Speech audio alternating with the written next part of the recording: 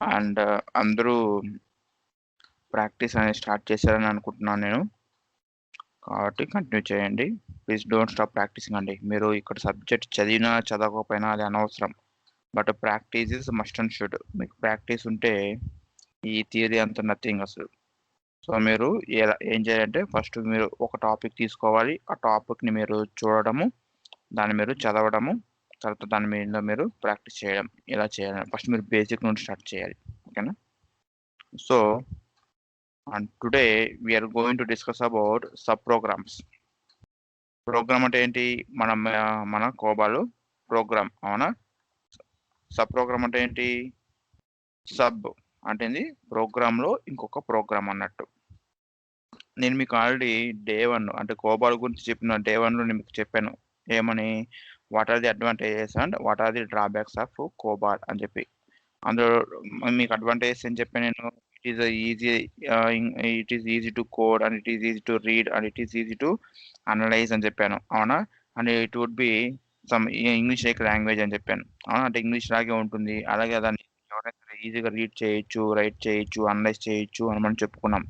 అందులో డ్రాబ్యాక్ ఏం చెప్పుకున్నాం మనము? Our programs are lengthy programs అని చెప్పాను. అంటే ఏంది? మన ప్రోగ్రామ్స్ నెంబర్ ఆఫ్ లైన్స్ ఎక్కువ ఉంటుంది అన్నట్టు. అటు కోడ్ ఎక్కువ ఉంటుంది. ఓకేనండి. సో, దాని యొక్క లెంత్‌ని తగ్గించడానికి అంటే ఏంది? ఆ కోడ్ యొక్క లెంత్‌ని తగ్గించడానికి మనం ఏం చేస్తామంటే రియల్ టైమ్‌లో చాలా కాన్సెప్ట్స్ యూజ్ చేస్తాం. ఆ కాన్సెప్ట్స్‌లో పెర్ఫార్మ్స్ ఒకటి. ఓకేనండి. పెర్ఫార్మ్స్ వల్ల మనం ఏం చేసాము? మనము ఏదన్నా ఒక సెట్ ఆఫ్ స్టేట్మెంట్స్‌ని మనము మళ్ళీ, మళ్ళీ రిపీటెడ్‌గా మనము ఎగ్జిక్యూట్ చేయాలి అనుకుంటే మన ప్రోగ్రామ్‌లో అటువంటి స్టేట్మెంట్స్ మనము ఏం చేసామంటే ఒక పర్టిక్యులర్ పారాగ్రాఫ్‌లో పెట్టేసాం. అవునా? మనం ఆల్రెడీ నిన్న ప్రాక్టికల్‌గా చూసాం. అవునా? యాడ్ పేరా, తర్వాత ఏ సబ్ పేరా, తర్వాత మల్టిప్లై పేరా, డివైడ్ పేరా ఇవన్నీ మనము మోర్ దెన్ 1 టైమ్ చేసాం నిన్న. అవునా? పెర్ఫార్మ్ ఎన్ టైమ్స్ అంటే పెర్ఫార్మ్ 3 టైమ్స్ అని లేకపోతే పెర్ఫార్మ్ వేరింగ్ అంటే కౌంటర్ ఈస్ గ్రేటర్ థాన్ 10 అని అంటే ఏంది? సమ్ సెట్ ఆఫ్ స్టేట్మెంట్స్‌ని మనము మోర్ దెన్ 1 టైమ్స్ మనము డిఫరెంట్, డిఫరెంట్ ప్లేసెస్‌లో మనం ఎగ్జిక్యూట్ చేసాం. Within the same program. అవునా? సో, అదే విధంగా అంటే ఇది ఒక సెట్ ఆఫ్ స్టేట్మెంట్స్‌ని వితిన్ ది సేమ్ ప్రోగ్రామ్‌లో మల్టిపుల్ టైమ్స్ మనం ఎగ్జిక్యూట్ చేయాలి అంటే, దానికి మనం యూజ్ చేసిన కాన్సెప్ట్ ఏది? పెర్ఫార్మ్స్. ఒకవేళ మనకక్కడ పెర్ఫార్మ్స్ అనేది లేదనుకోండి, అప్పుడు మనం ఏం చేసొచ్చేది? ఆ సెట్ ఆఫ్ స్టేట్మెంట్స్ అన్నీ మనం ఎక్కడ ఎన్ని సార్లు అయితే మనం ఎగ్జిక్యూట్ చేయాలనుకున్నామో అన్ని సార్లు మనము కోడ్ చేసొచ్చేది. అవునా? అప్పుడేమయ్యేది? మన ప్రోగ్రామ్ యొక్క లెంతు పెరిగిపోయేది. సో, మనం ఏం చేసాం అప్పుడు? మన పెర్ఫార్మ్స్ అనే కాన్సెప్ట్ తీసుకొచ్చి, మనం అక్కడ రీయూజబుల్ సెట్ ఆఫ్ స్టేట్మెంట్స్ ఏవైతే ఉన్నాయో, అవన్నీ తీసుకెళ్ళి మనము సెపరేట్ పారాగ్రాఫ్‌లో పెట్టాం. ఆ పారాగ్రాఫ్‌లో పెట్టేసి మనము ఎక్కడైతే కావాలో, ఎక్కడైతే ఎగ్జిక్యూట్ చేయాలనుకుంటున్నామో అక్కడ మనము పారాగ్రాఫ్ నేమ్, పారాగ్రాఫ్ నేమ్ అలా ఇచ్చాం. అవునా? అలా ఇచ్చాం. అవునా? సో, అదే విధంగా, మనము ఒకవేళ ఆ సెట్ ఆఫ్ స్టేట్మెంట్స్‌ని మనము ఆ ప్రోగ్రామ్‌లోనే కాకుండా ఇంకా వేరే ప్రోగ్రాముల్లో కూడా మనము యూజ్ చేయాలి అనుకుంటే, అప్పుడు ఎలా? అప్పుడు మనం పెర్ఫార్మ్స్ యూజ్ చేయొచ్చా? అంటే మీకు నేను ఆల్రెడీ చెప్పానండి. Performs are same as like instream proc అని చెప్పి. ఇన్‌స్ట్రీమ్ ప్రాక్ అంటే ఏంటి? We will define the instream proc in the same JCL and we can execute that proc within the same JCL. అవునా? అదే విధంగా మన పెర్ఫార్మ్స్ కూడా. మనము ఒక పారాగ్రాఫ్‌ని ఆ ప్రోగ్రామ్‌లో డిఫైన్ చేసామంటే, అది ఆ ప్రోగ్రామ్‌లో మాత్రమే మనం దాన్ని కాల్ చేయగలము. By using perform statement. అంటే పెర్ఫార్మ్ స్టేట్మెంట్ యూజ్ చేసి పెర్ఫార్మ్ అనేసేసి పారాగ్రాఫ్ నేమ్ ఇచ్చి మనము ఆ యొక్క పర్టిక్యులర్ పారాగ్రాఫ్‌ని మనము ఎగ్జిక్యూట్ చేయగలం. మరి మనం వేరే ప్రోగ్రామ్‌లో గూడా అదే సెట్ ఆఫ్ స్టేట్మెంట్స్ ఎగ్జిక్యూట్ చేయాలంటే ఎలా? ఏముంది సార్ ఆ ప్రోగ్రామ్‌లో గూడా మనము పెర్ఫార్మ్స్ పెట్టుకుంటాము. ఆ ప్రోగ్రామ్‌లో గూడా మనము ఆ యొక్క పర్టిక్యులర్ పారాగ్రాఫ్‌ని డిఫైన్ చేస్తాము. ఓకే. మరి ఇంకొక ప్రోగ్రామ్‌లో గూడా ఇలా నేను ఒక 10 ప్రోగ్రామ్‌లో సేమ్ సెట్ ఆఫ్ స్టేట్మెంట్స్‌ని నేను మల్టిపుల్ టైమ్స్ ఎగ్జిక్యూట్ చేయాలంటే ఎలా? ఏముంది సార్ ఆ 10 ప్రోగ్రామ్‌లోనూ మనము పారాగ్రాఫ్‌ని డిఫైన్ చేసుకుంటాము. ఆ 10 ప్రోగ్రామ్‌లో మనము పెర్ఫార్మ్ స్టేట్మెంట్ యూజ్ చేసి మనము దాన్ని కాల్ చేస్తాం. ఎగ్జిక్యూట్ చేస్తాం అని అనుకోవచ్చు మనం. బట్ ఒకవేళ ఇప్పుడు నాకు ఏమైందంటే, ఆ యొక్క పర్టిక్యులర్ లాజిక్‌కి నేను సమ్ చేంజెస్ చేయాలి. అప్పుడు నేనేం చేయాలి?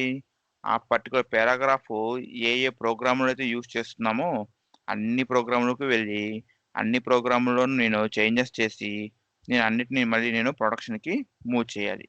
అంటే ఇక్కడ ఏమవుతుంది, మనం ఆ ప్రోగ్రామ్స్ అన్నిటిని మనము ప్రొడక్షన్ రిట్రీవ్ చేసుకొని, మన టెస్ట్ రీజియన్‌లోకి అక్కడ మళ్ళీ మనం చేంజెస్ చేసి, మళ్ళీ వాటిని అన్ని ప్రోగ్రామ్స్ మనం టెస్ట్ చేసి, తర్వాత సక్సెస్‌ఫుల్ అయితే టెస్టింగు, ఆ తర్వాత మనం అన్ని ప్రోగ్రామ్స్‌ని తీసుకెళ్ళి ప్రొడక్షన్‌కి మూవ్ చేస్తాం. అక్కడ ఏమవుతుంది, ఓవర్ మెయింటెనెన్స్.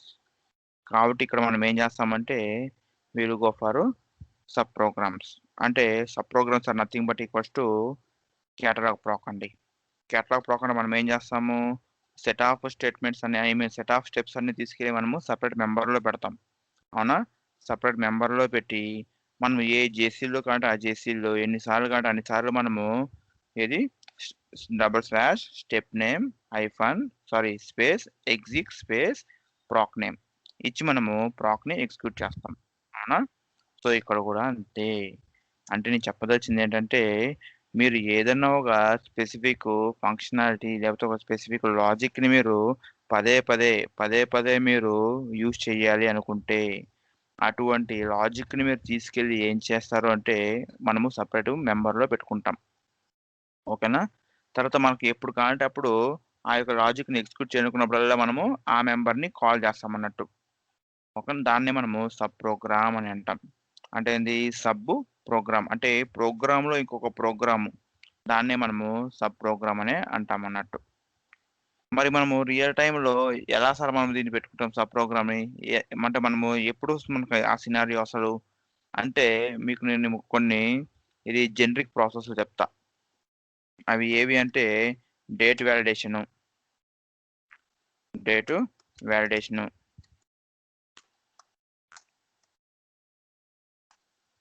డేట్ వాలిడేషన్ అనే ప్రాసెస్సు మనకి జనరిక్. అవునా? అలాగే నేమ్ ఫార్మాటింగు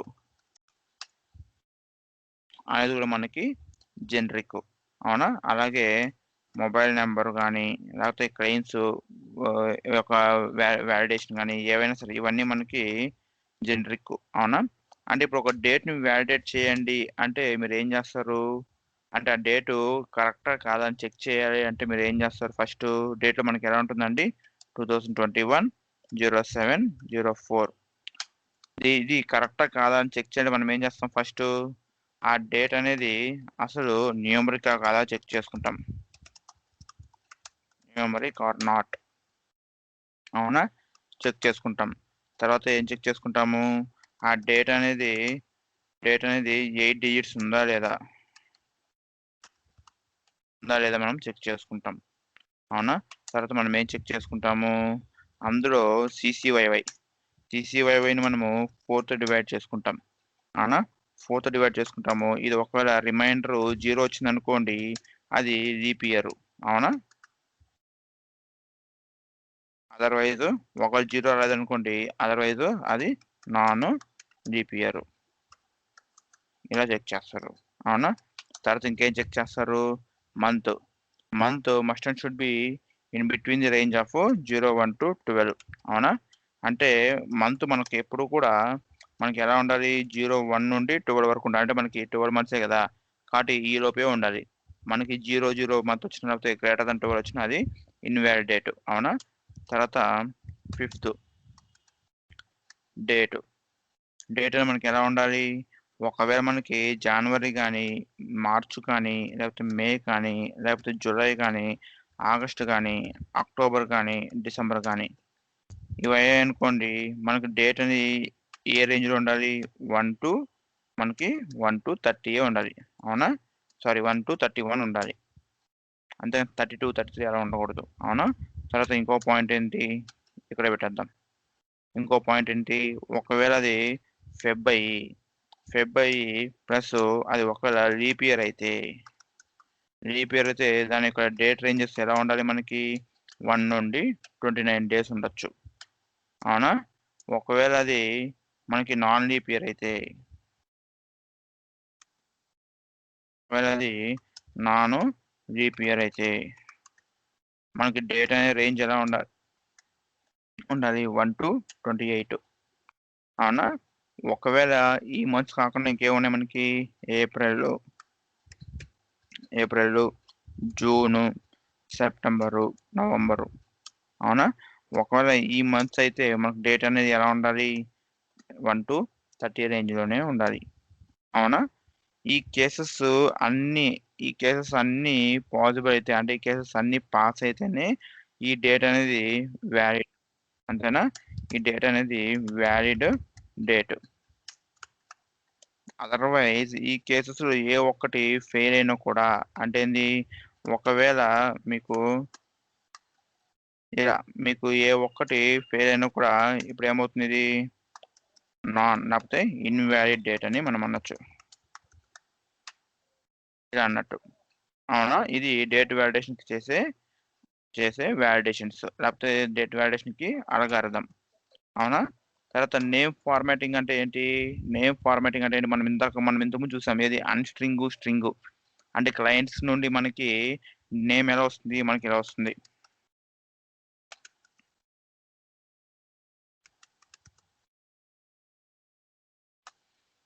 ఇలా వస్తుంది.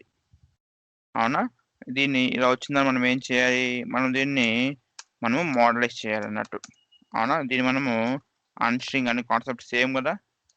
ఎటువంటి నేమ్ వచ్చినా గూడా మనము అన్‌స్ట్రింగ్ అనే కాన్సెప్ట్ సేమ్ అన్నిటికి. అవునా? ఇదొకటి. తర్వాత ఇంకేమున్నాయి మనకి phone number validation. Phone number validation అంటే ఎలా ఉంటుంది మనకి? ఫోను నంబర్‌లో ఖచ్చితంగా న్యూమరిక్ వాల్యూస్ ఉన్నాయా లేదా? అందులో 10 డిజిట్స్ ఉన్నాయా లేదా? అంతే. Number is numeric or not. తర్వాత ఇంకేముంటాయి మనకి? Number contains 10 digits or not. తర్వాత ఏముంది మనకి? ఫస్ట్ నంబర్ ఎప్పుడు గూడా మనకి 0 రాదు. అవునా? So, first number not be 0. Landline గురించి పక్కన పెట్టేసేయండి. నేను చెప్పడం ఏంటంటే, మనకి ఇప్పుడు ప్రస్తుతానికి మొబైల్ నంబర్స్ గురించి మాట్లాడుకుందాం. ఓకేనా? ఇలా. అంటే ఇవన్నీ మీరు చూసారనుకోండి, ఇవన్నీ కామన్ ఫంక్షనాలిటీస్ అన్నట్టు. ఇవన్నీ మీరు కోబాలో రాసుకున్నా మీకు ఇదే అల్గారిథం ఫాలో అవుతారు. మీరు సి లాంగ్వేజ్ రాసుకున్న ఇదే అల్గారిథం ఫాలో అవుతారు. మీరు సి షార్ప్ ఇంకా ఏదైనా సరే మీరు పైథాన్ ఇంకే టెక్నాలజీ తీసుకున్నా గూడా మీరు ఇదే అల్గారిథమే ఫాలో అవుతారు. అవునా? సో, ఇక్కడేంటిది? అలా ఒక కామన్ ఫంక్షనాలిటీ ఉంది. ఇప్పుడు డేట్ వాలిడేషన్ అనేది మనం ఒక్క ప్రోగ్రామ్‌లోనే చేస్తామా? ఒక్కసారే చేస్తామా? చెయ్యం. అవునా? సో, మనం ఏం చేస్తాము? చాలా ప్రోగ్రాముల్లో చాలా సార్లు మనము డేట్‌ని వాలిడేట్ చేస్తాం. అవునా? ప్రతిసారి మనము ఈ యొక్క అల్గారిథం మొత్తానికి కోడ్ రాయాలంటే ఎన్ని లైన్స్ పడుతుందంటే మినిమము 100 లైన్స్ పడుతుంది. ఓకేనా అండి?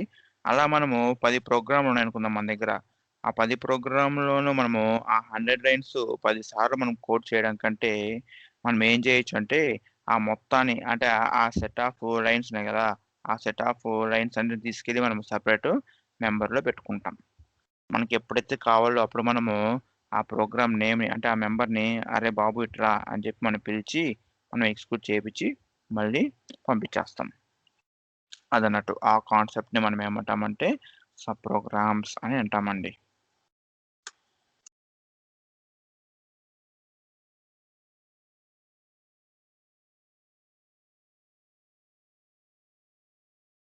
ఓకే. సబ్ ప్రోగ్రామ్స్ అని అంటాం. సో, అంటే ఇక్కడ నేను చెప్పదలచిందేంటంటే సబ్ ప్రోగ్రామ్ అంటే అది గూడా ఒక ప్రోగ్రామే. కాకపోతే అది డైరెక్ట్‌గా అది ఎగ్జిక్యూట్ అవ్వలేదు. ఇప్పుడు మనం మెయిన్ ప్రోగ్రామ్‌ని సబ్మిట్ చేస్తున్నాం గదా! ఏంటి మనము జాబ్‌లో మనము PGM equals to programme name ఇచ్చేసి మనం సబ్మిట్ కొడుతున్నాం. అప్పుడేమవుతుంది? మన యొక్క కోబాల్ ప్రోగ్రామ్ ఎగ్జిక్యూట్ అయిపోతుంది. కానీ సబ్ ప్రోగ్రామ్ అనేది మనం అలా ఎగ్జిక్యూట్ చేయలేమండి.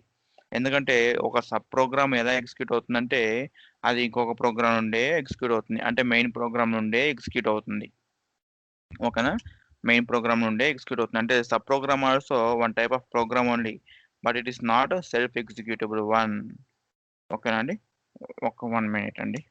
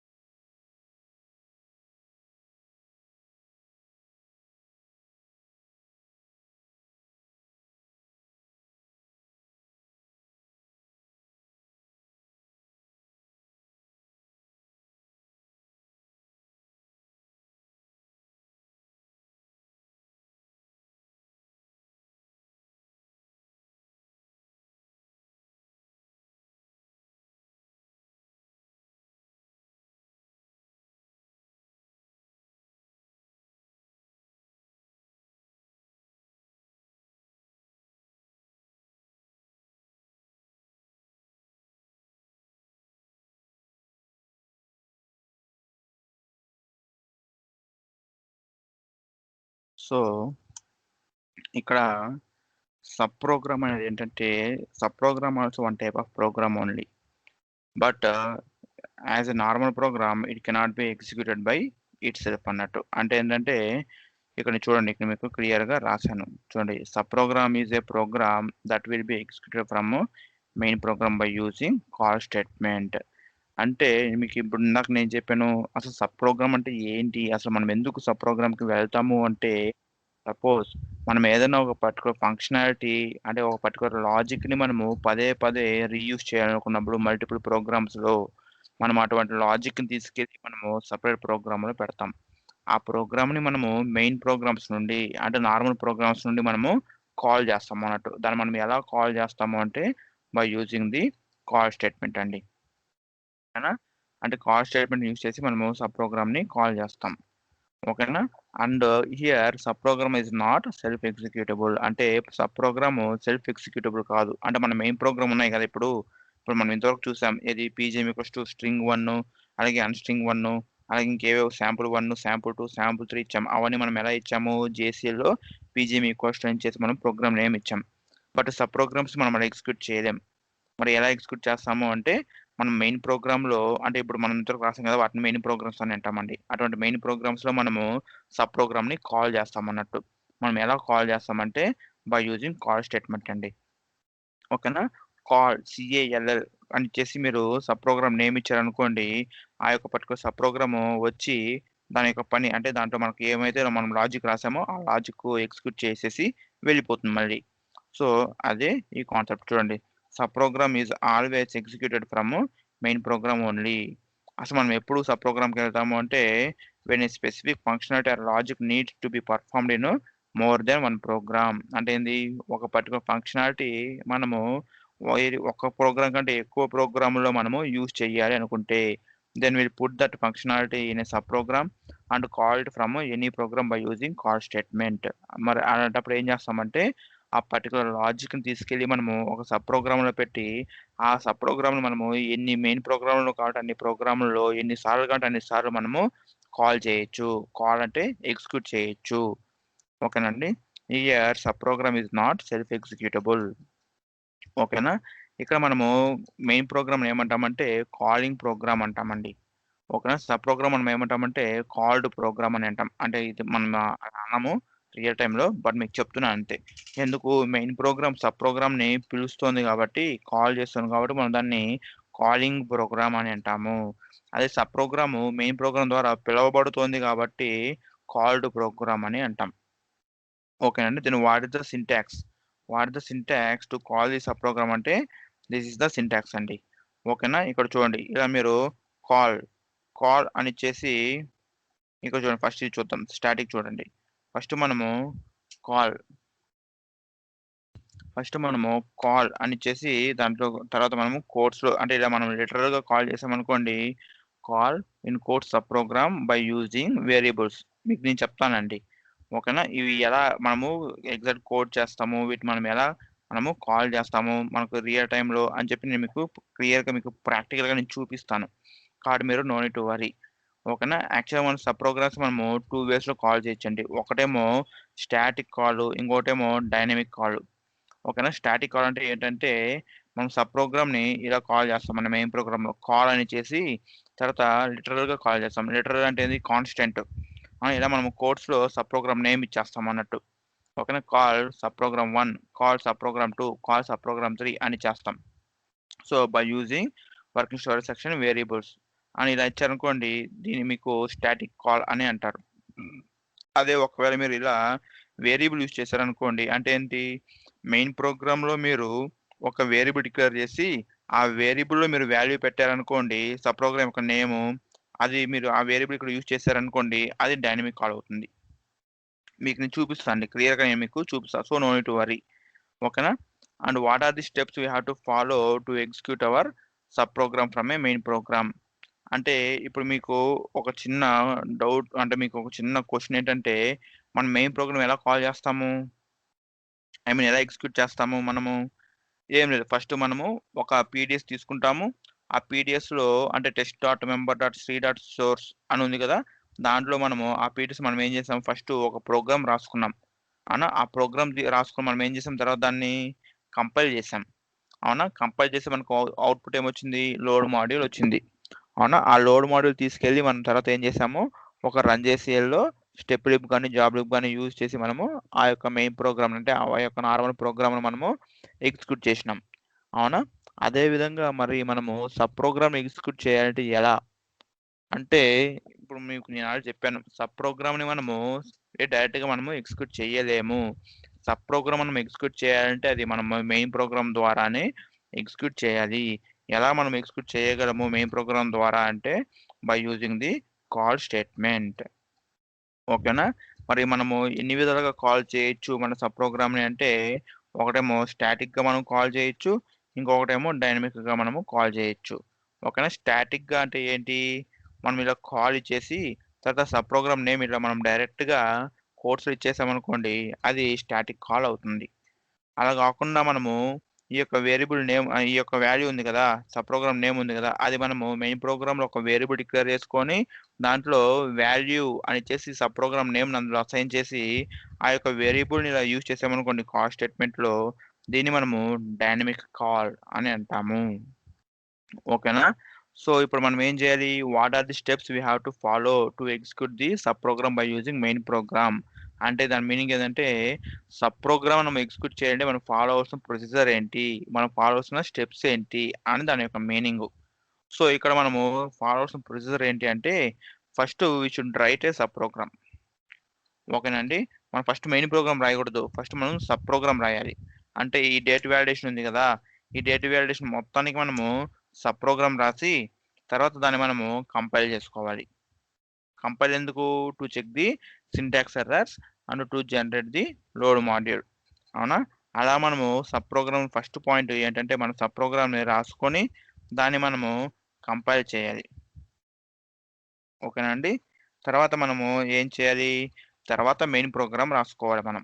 ఓకేనా? తర్వాత నెక్స్ట్ స్టెప్ ఏంటంటే, తర్వాత మనము మెయిన్ ప్రోగ్రామ్ రాసుకోవాలి. ఆ మెయిన్ ప్రోగ్రామ్ రాసేటప్పుడు ఇలా, ఆ మెయిన్ ప్రోగ్రామ్ రాసేటప్పుడు మనం ఇలా కాల్, కాల్ అని ఇచ్చేసి సబ్ ప్రోగ్రామ్ నేమ్ మనము ఇలా 2 వేస్‌లో మనం ఏ విధంగా అయినా మనము కాల్ చేయొచ్చండి. ఓకేనా? ఇలా కాల్ సబ్ ప్రోగ్రామ్ అని చెప్పి మనం ఇలా ఇవ్వచ్చు లిటరల్‌గా. లేకపోతే ఈ యొక్క సబ్ ప్రోగ్రామ్ నేమ్‌ని మనము ఒక వేరియబుల్‌లో పెట్టి, ఆ వేరియబుల్ నేమ్ ఇలా ఇవ్వచ్చు. ఇలా ఇచ్చారనుకోండి ఇది డైనమిక్ కాల్ అవుతుంది. ఇలా ఇచ్చారనుకోండి ఇది స్టాటిక్ కాల్ అవుతుంది. ఓకేనా అండి? సో, ఇప్పుడేమైంది మనము ఫస్టు సబ్ ప్రోగ్రామ్ రాసుకోవాలి. దాని తర్వాత మనం దాన్ని కంపైల్ చేయాలి. That means it will generate some load module of that sub program. తర్వాత మనం నెక్స్ట్ పాయింట్ ఏం చేయాలి? Next we should write the main program. We should write the main program with call statements to call the sub program and while compiling చూడండి sub program load module sub program load module in the compilation of main program if it is calling statically. అంటే ఏంటంటే main programme రాస్తాం గదా! మనం main programme రాసి దాని తర్వాత మనము దాన్ని కంపైల్ చేసేటప్పుడు మెయిన్ ప్రోగ్రామ్ కంపైల్ చేసేటప్పుడు సబ్ ప్రోగ్రామ్ యొక్క లోడ్ మాడ్యూల్‌ని మెయిన్ ప్రోగ్రామ్ లోడ్ మాడ్యూల్‌తో లింకప్ చేస్తాం. ఎక్కడంటే లింకేజ్ స్టెప్‌లో. మీకు నేను చూపిస్తానండి. ఓకేనా? ఒకవేళ మీరు మీ యొక్క సబ్ ప్రోగ్రామ్‌ని స్టాటిక్‌గా కాల్ చేస్తూ ఉంటే, ఒకవేళ మీరు మీ యొక్క సబ్ ప్రోగ్రామ్‌ని స్టాటిక్‌గా కాల్ చేస్తూ ఉంటే, మీరు మెయిన్ ప్రోగ్రామ్‌ని కంపైల్ చేసేటప్పుడే సబ్ ప్రోగ్రామ్ లోడ్ మాడ్యూల్‌ని ప్రొవైడ్ చేయాలి మెయిన్ ప్రోగ్రామ్‌కి. ఒకవేళ మీరు మీ ప్రోగ్రామ్‌ని ఐ మీన్ ఒకవేళ మీరు మీ యొక్క సబ్ ప్రోగ్రామ్ డైనమిక్‌గా కాల్ చేస్తూ ఉంటే, అప్పుడు మీ యొక్క సబ్ ప్రోగ్రామ్ యొక్క లోడ్ మాడ్యూల్‌ని మీరు రన్ చేసేటప్పుడు, మీ మెయిన్ ప్రోగ్రామ్ రన్ చేస్తారు కదా మీరు, సబ్మిట్ అని రన్ చేసిలో, అప్పుడు మీరు జాబ్ లిబ్‌లో దాని యొక్క లోడ్ మాడ్యూల్‌ని మీరు ప్రొవైడ్ చేయాలి. మీకు నేను చూపిస్తా. ప్రతి ఒక్కటి నేను మీకు రియల్ టైమ్‌లో మీకు ఎలా మనం యూజ్ చేస్తాము అని మీకు నేను ప్రాక్టికల్‌గా చూపిస్తా. కాబట్టి మీరు no need to worry. Then we need to execute the main program. మీకు నేను చూపిస్తానండి. ఓకేనా? తర్వాత this is the point you must and should remember or you must and should keep in your mind. ఏంటి అంటే నంబర్ ఆఫ్ వేరియబుల్స్ ఈ point మీరు గుర్తుపెట్టుకోండి. Number of variables, data type and length and position of sending and receiving variables should be same and names could be different. ఇక్కడ మీరు గుర్తుపెట్టుకోవాల్సిన point ఏంటంటే ఇది చూడండి. నంబర్ ఆఫ్ వేరియబుల్స్ అంటే మెయిన్ ప్రోగ్రామ్ ఎన్ని వేరియబుల్స్ అయితే ఉంటాయో సబ్ ప్రోగ్రామ్‌లో కూడా అన్నే వేరియబుల్స్ ఉండాలి. అలాగే డేటా టైప్. మెయిన్ ప్రోగ్రామ్ మీరు వేరియబుల్స్‌కి ఏ డేటా టైప్స్ అయితే యూజ్ చేస్తున్నారో, సబ్ ప్రోగ్రామ్‌లో కూడా మీరు వేరియబుల్స్‌కి అదే డేటా టైపే మీరు యూజ్ చేయాలి. తర్వాత ఇంకోటి ఏమి ఇచ్చాం మనం ఇక్కడ లెంత్. అంటే ఏంటి డేటా టైప్ లెంత్ అంటే 9/10, 9/8 అలా ఇస్తాం కదా! అదన్నట్టు. అదన్నట్టు. సో, మెయిన్ ప్రోగ్రామ్‌లో మీకు వేరియబుల్స్‌కి ఎంత లెంత్ అయితే ఇచ్చారో, సబ్ ప్రోగ్రామ్‌లో కూడా మీకు వేరియబుల్స్‌కి అంత లెంతే ఇవ్వాలి. తర్వాత పొజిషన్. పొజిషన్ అన్నాడు. పొజిషన్ అంటే ఏంటి? ఫస్ట్ మీరు మెయిన్ ప్రోగ్రామ్‌లో 9/10 ఒక వేరియబులు, తర్వాత A/10 ఒక వేరియబులు, తర్వాత X/10 ఇంకొక వేరియబుల్ మీరు కోడ్ చేశారనుకుందాం. మీరు సబ్ ప్రోగ్రామ్‌లో కూడా సేమ్ ఆర్డర్‌లోనే, సేమ్ పొజిషన్‌లోనే మీరు వేరియబుల్స్‌ని డిక్లేర్ చేయాలి. అంటే 9/10 ఒక వేరియబుల్, తర్వాత A/10 ఇంకొక వేరియబుల్, తర్వాత X/10 ఇంకొక వేరియబుల్ మీరు డిక్లేర్ చేయాలి. ఓకేనా అండి? అది. తర్వాత చూడండి ఇదొక డయాగ్రామ్ అన్నట్టు. ఇక్కడ ఇది మెయిన్ ప్రోగ్రామ్. చూడండి ఇక్కడ ఇది ఉంది గదా! ఇది మెయిన్ ప్రోగ్రామ్. ఇక్కడ మనకి 2 సబ్ ప్రోగ్రామ్స్ ఉన్నాయి. అంటే ఇప్పుడు మనం ఏం చేయాలంటే ఫస్ట్ మనము ఈ యొక్క సబ్ ప్రోగ్రామ్ 1 ఉంది గదా! అంటే కాల్ ఇక్కడ SUB1 ఉంది గదా! ఈ సబ్ ప్రోగ్రామ్ 1ని మనం రాసుకోవాలి. ఇలా రాసుకొని తర్వాత సబ్ 2 అంటే సబ్ ప్రోగ్రామ్ 2ని కూడా మనం ఇలా రాసుకోవాలి. ఇక్కడ మనం ఏం చేస్తున్నాము 2 సబ్ ప్రోగ్రామ్స్‌ని రాసుకున్నాం. సో, తర్వాత మనము మన మెయిన్ ప్రోగ్రామ్‌ని ఇలా రాసుకోవాలి. చూడండి మెయిన్ ప్రోగ్రామ్‌లో మనం ఇలా రాయాలి. కాల్ సబ్1, కాల్ సబ్2 అని జెప్పి. ఓకేనా అండి? సో, ఇప్పుడు మనకు ఈ యొక్క మెయిన్ ప్రోగ్రామ్‌లో మనం ఎగ్జిక్యూట్ చేసేటప్పుడు ఏమవుతుంది? ఇందులో ఉన్న స్టేట్మెంట్స్ ప్రొసీజర్ డివిజన్‌లో ఒక్కొక్క స్టేట్మెంట్ రన్ అవుతూ పోతుంది. తర్వాత మన సిస్టమ్‌కి ఎప్పుడైతే ఈ కాల్ సబ్1 అని కనబడుతుందో అప్పుడు ఆటోమేటిక్‌గా ఇక్కడ నుండి ఈ యొక్క సబ్1 అనే ప్రోగ్రామ్‌కి జంప్ అయిపోతుంది. జంప్ అయిపోయి ఇక్కడ ఉన్న స్టేట్మెంట్స్ అన్నీ ఇక్కడ ఏ స్టేట్మెంట్స్ అయితే ఉన్నాయో అవన్నీ ఎగ్జిక్యూట్ అయిపోతుంది. ఇక్కడ మనము ఏది సబ్ ప్రోగ్రామ్‌లో స్టాప్ రన్ రాయమండి. సబ్ ప్రోగ్రామ్‌లో మనము గో బ్యాక్ అని రాయాలి. గో బ్యాక్ అంటే ఏంటంటే ఎక్కడ నుండి అయితే వచ్చావో అక్కడికెళ్ళిపో అని దాని మీనింగు. కాబట్టి ఈ సబ్ ప్రోగ్రామ్ రన్ అయిపోయిన తర్వాత ఇక ఎక్కడైతే మనకి గో బ్యాక్ అని వస్తుందో అప్పుడు మన యొక్క సిస్టమ్ మళ్ళీ మెయిన్ ప్రోగ్రామ్‌కి బ్యాక్ వచ్చేస్తుంది. సో, మళ్ళీ ఏమవుతుంది? మళ్ళీ ఇంగ రిమైనింగ్ స్టేట్మెంట్స్ అన్ని ఎగ్జిక్యూట్ అవుతూ పోతుంది. ఎప్పుడైతే మళ్ళీ అది కాల్ అనొచ్చి సబ్ ప్రోగ్రామ్ నేమ్ కనబడుతుందో, ఆ యొక్క కరస్పాండింగ్ ప్రోగ్రామ్‌కి జంప్ అయిపోతుంది. జంప్ అయిపోయి ఇక్కడ ఎగ్జిక్యూట్ అయిపోతుందన్నట్టు. ఎగ్జిక్యూట్ అయిపోయి మళ్ళీ గో బ్యాక్ అనగానే మళ్ళీ మనకి మెయిన్ ప్రోగ్రామ్‌కి జంప్ అయిపోతుంది. That means structure should be same and name should be different. Name should be different అని నేను చెప్పనండి. Name could be different. షుడ్‌కి, కుడ్‌కి చాలా డిఫరెన్స్ ఉంది. షుడ్ అంటే ఏంటి? మస్ట్ అండ్ షుడ్ అని. అంటే ఖచ్చితంగా అని జెప్పి. కుడ్ అంటే ఏంటి? దేర్ ఇస్ ఎ ఛాన్స్ అన్నట్టు. ఓకేనా? అంటే స్ట్రక్చర్ సేమ్ ఉండాలి. నేమ్స్ మీరు డిఫరెంట్ గూడా మీరు రాసుకోవచ్చు.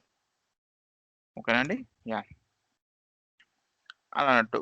చూడండి ఇక్కడ నేను మీకు సింటాక్సెస్ మళ్ళీ ఇంకోసారి రాసాను. స్టాటిక్ కాల్‌కైతే ఇలా మీరు కాల్ చేస్తారు. ఇది కాల్ తర్వాత సబ్ ప్రోగ్రామ్ నేమ్ ఇలా మీరు కోట్స్‌లో ఇస్తారు. తర్వాత ఇక్కడ యూజింగ్ అని చెప్పేసి వేరియబుల్ నేమ్స్ ఇస్తారు.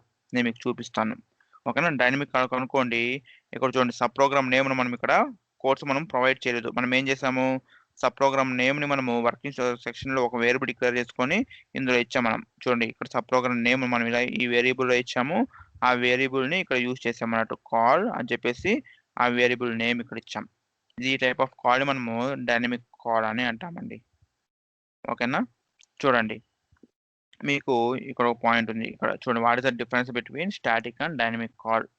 అంటే ఏంది? Suppose if you call the sub program by using literal in the sense, then we can say it as static call. Otherwise, if you call the subprogram by using the variable in the sense, then we can say it as dynamic call. And these two are syntaxes. చూడండి ఇక్కడ మనము లిటరల్‌గా మనం call చేసాము. Static call అయితే, dynamic call అయితే మనము ఇలా వేరియబుల్ నేమ్ ఇచ్చాం. తర్వాత default compiler option for static call is no dynam. అంటే మనము డిఫాల్ట్‌గా మన సిస్టము ఏ కాల్ తీసుకుంటుంది సార్? అంటే ఇప్పుడు మనం ఏమి ఇవ్వకపోతే మన సిస్టము ఏ కాల్ తీసుకుంటుంది అంటే, hour system will prefers only for static call అండి. ఓకేనా? ఒకవేళ మీరు ఇలా వేరియబుల్‌లో మీరు సపోజ్ నేమ్‌ని యూజ్ చేసి, ఆ వేరియబుల్ నేమ్ ఇక్కడ మెన్షన్ చేశారనుకోండి, అప్పుడు దానికి అది డైనమ్ అని తీసుకుంటుందన్నట్టు. Compiler options. ఓకేనా? సో, ఇక్కడ స్టాటిక్కు, డైనమిక్కు ఎలా వర్కౌట్ అవుతుందో నేను మీకు చూపిస్తానిప్పుడు. 1 మినిట్ అండి. నేను పెన్ డ్రైవ్ ఇన్‌స్టాల్ చేయలేదు మర్చిపోయాను.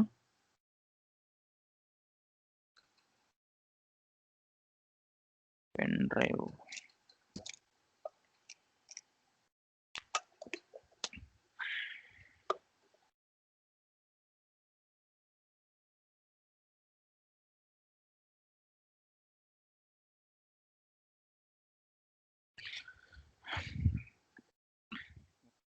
ఈలోపు మనము ఇక్కడ షీట్ ఉంది కదా, ఇది తీసుకుందాం.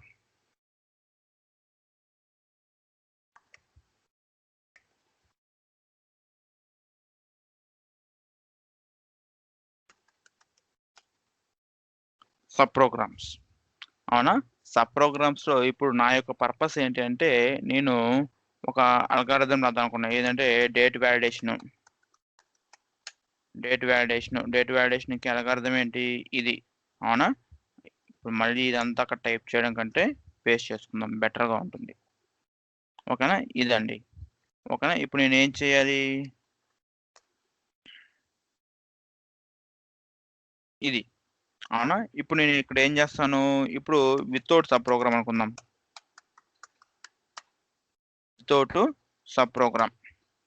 ఇప్పుడు నేను ఏం చేయాలి? ఇక్కడ నేను ఐడెంటిఫికేషన్ డివిజన్ రాసుకుంటాను, తర్వాత ఎన్విరాన్మెంట్ డివిజన్ రాసుకుంటాను, తర్వాత నేను డేటా డివిజన్ రాసుకుంటాను, తర్వాత నేను ప్రొసీజర్ డివిజన్ రాసుకుంటాను. అవునా? ఇక్కడ నేను ఐడి డివిజన్ ఇవన్నీ రాసుకుంటాను. నేను ఇక్కడ రాసుకొని ఇక్కడ నేను ఏం చేస్తాను? ఇక్కడ నాకు చాలా లైన్స్ నేను ఇక్కడ రాస్తున్నాను. ఇలా నేను ప్రోగ్రామ్ అంతా రాసి ఇక్కడ నాకు డేట్ వ్యాలిడేషన్ ఏదైతే ఉందో ఇక్కడ నేను డేట్ని వ్యాలిడేట్ చేయాలి. ఓకేనా? నేను డేట్ వ్యాలిడేషన్ యొక్క లాజిక్ ఇక్కడ రాస్తా. అంటే ఏంది? ఈ యొక్క ఎంటైర్ అల్గారిథంకి లాజిక్ ఒక 100 లైన్స్ పట్టింది అనుకుందాం. ఓకేనా? ఇక్కడ ఒకసారి రాస్తాను. మళ్ళీ సమ్ లైన్స్ నేను ఇక్కడ ఎగ్జిక్యూట్ చేసిన తర్వాత మళ్ళీ ఇక్కడ నేను ఇంకో డేట్ని ఇక్కడ వ్యాలిడేట్ చేయాలి. సో నేను ఇలా రాస్తాను. అవునా? మళ్ళీ సేమ్ ప్రొసీజర్ అంతే. సో మళ్ళీ ఇక్కడ నేను ఏం చేయాలనుకున్నాను? ఇంకొక డేట్ వ్యాలిడేషన్. సో ఇక్కడ నాకు ఏమైంది? ఆ డేటా వ్యాలిడేషన్కి అల్గారిథం ప్రకారం అయితే నాకు 100 లైన్స్ వచ్చింది అనుకుందాం. ఇక్కడ ఒక 100 లైన్స్, ఇక్కడ ఒక 100 లైన్స్, ఇక్కడ ఒక 100 లైన్స్ ఉంది. సో ఈ సేమ్ ప్రాసెస్ ఇంకొక ప్రోగ్రామ్కి కూడా. అవునా? ఇంకొక ప్రోగ్రామ్కి కూడా మనం ఇలా సేమ్ ప్రాసెస్ ఫాలో అనుకోండి. జస్ట్ ఇలా మనము సేమ్ ప్రాసెస్ ఫాలో అయ్యాం. ఇంకొక ప్రోగ్రామ్కి మనం సేమ్ ప్రాసెస్ ఫాలో అయ్యాం. ఇంకొక ప్రోగ్రామ్ మనం సేమ్ ప్రాసెస్ ఫాలో అయ్యాం. అవునా? ఇప్పుడు ఏమవుతుంది? ఇక్కడ ప్రతి ఒక్క ప్రోగ్రామ్లోనూ నేను 100 లైన్స్ నేను యాడ్ చేసి వచ్చింది. అంటే 300 లైన్స్ ఈచ్ ప్రోగ్రామ్లో. ఇప్పుడు ఇదంతా ఓకే వాటర్ మేబీ అయిపోయింది. కాబట్టి ఇక్కడ నేను ఏం చేస్తున్నాను? ఇప్పుడు నేను నాకు ఇక్కడ కామన్గా ఈ కోడ్ ఉంది కదా, ఈ స్టేట్మెంట్స్ ఉన్నాయి కదా, ఈ సెట్ ఆఫ్ స్టేట్మెంట్స్ ఉన్నాయి కదా, ఇక్కడ. కాబట్టి నేను ఈ మూడింటిని తీసేసి నేను ఏం చేస్తానంటే సపరేట్గా ఇలా ఒక డేట్ పారా అని ఒకటి పెట్టి అక్కడ నేను ఈ లాజిక్ మొత్తము రాసాను అన్నట్టు. ఇలా. అవునా? అంటే ఇందులో ఉన్న 100 లైన్స్ నేను తీసేసాను. ఇప్పుడు ఇక్కడ తీసేసి ఇక్కడ తీసేసా. ఇక్కడ తీసేసి ఇప్పుడు ఇక్కడ పర్ఫామ్ డేట్ పారా అని పెట్టేసిన. అవునా? ఇక్కడ ఎక్కడైతే నాకు కావాలనుకున్నానో అక్కడ సేమ్ ప్రాసెస్. దీన్ని కూడా రిమైనింగ్ వాటికి కూడా నేను ఏం చేశాను? రిమైనింగ్ ప్రోగ్రామ్స్ కూడా నేను ఇక్కడ ఇలా చేశాను.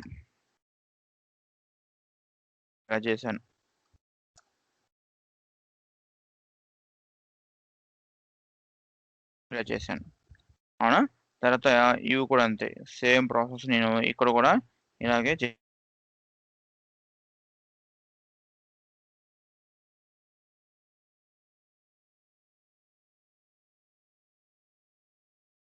నాకు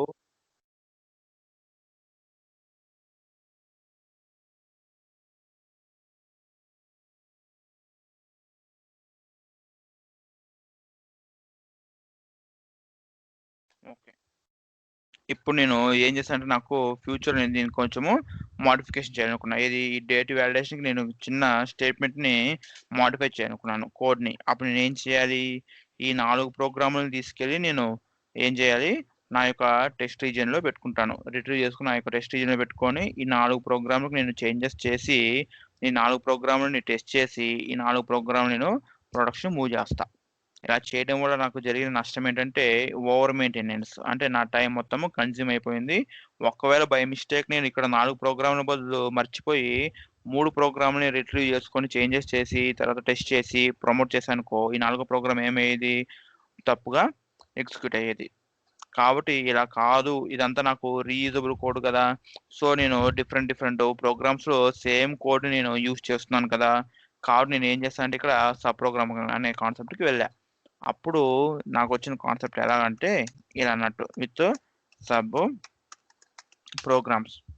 ఇక్కడ సబ్ ప్రోగ్రామ్‌కైతే ఇప్పుడు నేనేం చేశాను ఫస్టు ఇలా నేనొక చిన్న ప్రోగ్రామ్ పెట్టుకున్నాను. దీని పేరు DATVAL డేట్ వాలిడేషన్ అని చెప్పి ఇలా ఒక సబ్ ప్రోగ్రామ్ నేమ్ పెట్టుకొని దీన్ని నేను ఇలా పెట్టుకున్నా. ఐడెంటిఫికేషన్ డివిజను, తర్వాత ఎన్విరాన్మెంట్ డివిజను, తర్వాత డేటా డివిజను, తర్వాత ప్రొసీజర్ డివిజను. ఇలా పెట్టుకొని ఏం చేశానంటే ఇక్కడ నేను ఈ డేట్ వాలిడేషన్ మొత్తం ఇక్కడ రాశాను అన్నట్టు. ఇలా నేను ఇక్కడ డేటు వాలిడేషన్ మొత్తము రాశాను. ఓకే. డేట్ వాలిడేషన్ మొత్తము అంటే 100 లైన్స్ ఇక్కడ రాశాను నేను. ఓకే. ఇక్కడ ఏమవుతుంది? డేట్‌ని యాక్సెప్ట్ చేసుకొని ఆ డేట్ కరెక్టా కాదా అని చెప్పి వాలిడేట్ చేస్తుంది. అంటే ఏంది? ఈ యొక్క అల్గారిథం మొత్తాన్ని అది ఇక్కడ పెర్ఫార్మ్ చేస్తుందన్నట్టు. డేట్ న్యూమరిక్ ఉందా లేదా? డేట్ 8 డిజిట్స్ ఉందా లేదా? అలాగే అది లీప్ ఇయరా కాదా? మంత్స్, ఆ డేట్స్ అవన్నీ చెక్ చేసుకుంటుందన్నట్టు. చెక్ చేసుకొని ఒకవేళ అది న్యూమరిక్ అంటే వాలిడేట్ అయితే మనకి y అని లేకపోతే n అని పాస్ చేస్తుంది. దేనికి? మెయిన్ ప్రోగ్రామ్‌కి. ఇలా పాస్ చేస్తుంది. ఈ యొక్క ప్రోగ్రామ్ యొక్క పర్పస్ ఏంటంటే it should accept the date details from main program and validate the date and revert to main program with the result. అంతేనా? ఇది రిజల్ట్ అంటే ఏంటి? ఆ యొక్క మెయిన్ ప్రోగ్రాము ఐ మీన్ ఆ యొక్క డేట్ వ్యాలిడా కాదా అని చెప్పి మన యొక్క మెయిన్ ప్రోగ్రామ్‌కి అది ఇన్ఫార్మ్ చేయాలి. అవునా? సో, అది ఈ యొక్క ప్రోగ్రామ్ యొక్క పర్పస్. ఇప్పుడు నేనేం చేస్తానంటే ఇలా నేను ఈ ప్రోగ్రామ్ రాసుకున్నాను. సో, ఇలా నేను ఒక ప్రోగ్రామ్‌ని కోడ్ చేసుకున్న తర్వాత నేను ఏం చేయాలి దాన్ని? ఫస్ట్ స్టెప్ ఇది అయిపోయింది నాకు. ఫస్ట్ స్టెప్ నేను ఏం చేశాను ఇప్పుడు? ఫస్ట్ స్టెప్ వచ్చి కోడ్ రాసుకున్నాను. తర్వాత ఇప్పుడు సెకండ్ స్టెప్ ఏం చేయాలి దీన్ని నేను కంపైల్ చేస్తాను. కంపైల్ చేస్తే నాకొచ్చే అవుట్‌పుట్ ఏంటి? మనకొచ్చే అవుట్‌పుట్ లోడ్ మాడ్యూల్ MODULE. ఇది ఎక్కడ స్టోర్ అవుతుంది? లోడ్ లైబ్రరీలో. అవునా? లోడ్ లైబ్రరీలో మనము స్టోర్ చేసుకున్నాం. ఇంతవరకు మనం చేసింది ఇక్కడ వరకు మనం చేసాం ఇంతవరకు. అవునా? నార్మల్ ప్రోగ్రామ్స్ అన్నిటిని మనము రాసుకున్న తర్వాత కంపైల్ చేసాము. కంపైల్ చేస్తే మనకొచ్చిన అవుట్‌పుట్ ఏంటి? Load module. ఆ లోడ్ మాడ్యూల్ ఎక్కడ జనరేట్ అయింది మనకి? లోడ్ లైబ్రరీలో క్రియేట్ అయింది. ఓకే. ఇలా నేనేం చేశానంటే ఈ స్టెప్స్ రాసుకున్నాను. ఐ మీన్ ఈ స్టెప్స్‌ని ఇప్పుడు కంప్లీట్ చేసేసాను. ఏ స్టెప్సు? ఈ స్టెప్స్. చూడండి. Write sub program and compile it. Okay. ఇప్పుడు నేనేం చేయాలి? Main program. అవునా? మెయిన్ ప్రోగ్రామ్ వచ్చి నాకు పేరొచ్చి MAIN1 అనుకుందాం. ఈ యొక్క ప్రోగ్రామ్ పేరు. ఇప్పుడు నేనేం చేయాలి దీంట్లో ఐడెంటిఫికేషన్ డివిజను, తర్వాత ఎన్విరాన్మెంట్ డివిజను, తర్వాత డేటా డివిజను. డేటా డివిజన్‌లో ఇప్పుడు నేను డేట్‌ని యాక్సెప్ట్ చేసుకోవాలి కదా బయట నుండి. కాబట్టి వర్కింగ్ స్టోరేజ్ సెక్షన్‌లో నేను ఇప్పుడు ఒక వేరియబుల్‌ని డిక్లేర్ చేసుకుంటాను. ఏమని? WS date1 అని ఇచ్చేసి దాని తర్వాత పిక్ డేట్ ఎన్ని బైట్స్ ఉంటుందండి మనకి? 8 బైట్స్ ఉంటుంది. అవునా? కాబట్టి ఇలా రాసుకున్నాను నేను. date1 అది వ్యాలిడో కాదో మనం తెలుసుకోవాలి కదా! కాబట్టి నేను ఇక ఇలా రాసుకున్నానన్నట్టు. WS ఇండికేటర్ అని చేసి వ్యాలిడ్ డేట్ అయితే Y అని, ఒకవేళ ఇన్వాలిడ్ అయితే N అని నాకు రావాలి దీంట్లోకి. అవునా? కాబట్టి ఇది ఒక బైట్. ఇలా తీసుకున్నాను. ఇప్పుడు నేను ఇక్కడ ఏం చేస్తాను ఇప్పుడు? ప్రొసీజర్ డివిజన్‌లో ఇప్పుడు నేను ఇక్కడ ACCEPT యాక్సెప్ట్ WS date1 అంటే ఏంది? నేను బయట నుండి డేట్‌ని తెచ్చుకున్నాను. బయట నుండో లేకపోతే ఫైల్ నుండి నేను రీడ్ చేసుకుంటాను. లేకపోతే ఇక్కడ నేను ఇక్కడ వాల్యూ క్లాస్ ఇచ్చేసి నేను డేట్‌ని అసైన్ చేసుకుంటాను. అదంతా అనవసరం. బట్ మ్యాటర్ ఏంటంటే I should validate some date.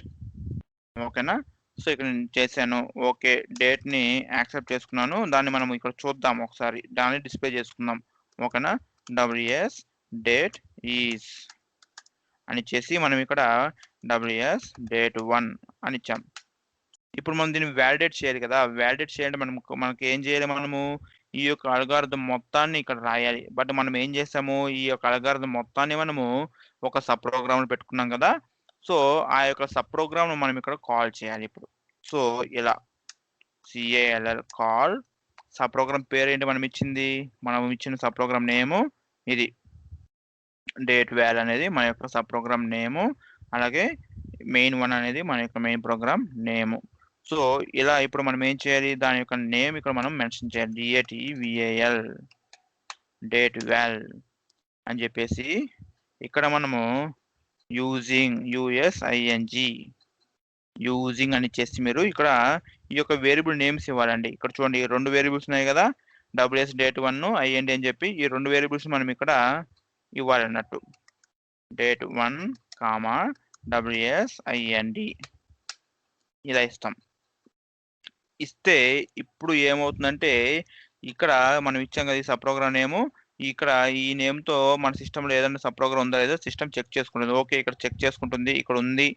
Okay, డైరెక్ట్గా మన యొక్క కర్సరు ఇక్కడ నుండి ఇక్కడికి వెళ్ళిపోతుంది. వెళ్తూ ఊరికే వెళ్ళదు, ఇందులో ఉన్న డేటా మొత్తాన్ని తీసుకెళ్తుంది.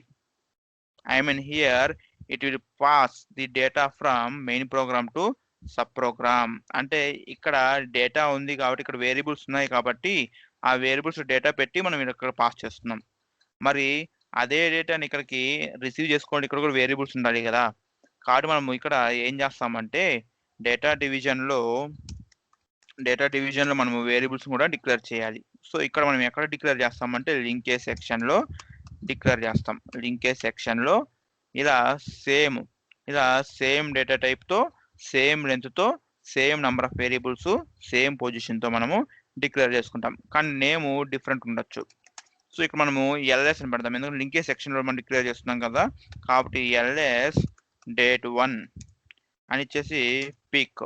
ఇక్కడ మన మెయిన్ ప్రోగ్రాంలో ఏమి ఇచ్చాం, ఫస్ట్ వేరియబుల్కి 9 of 8 ఇచ్చాం కాబట్టి ఇలా 1 ఇది ఎక్కడో ఉంది, మనం పక్కనే రాసుకుందాం.